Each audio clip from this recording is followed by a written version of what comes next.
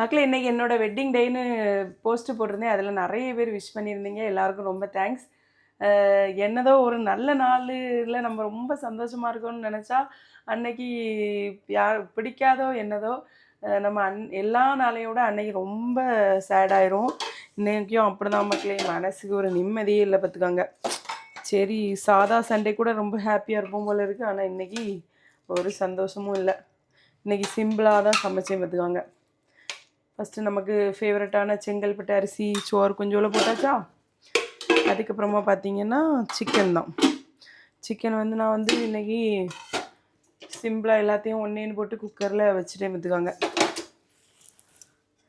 குக்கர்லேருந்து shawl வேறு இருக்கவும் மாட்டுக்கு ஈரல் எடுத்து வச்சாச்சு. அதுக்கப்புறமா சிக்கன்.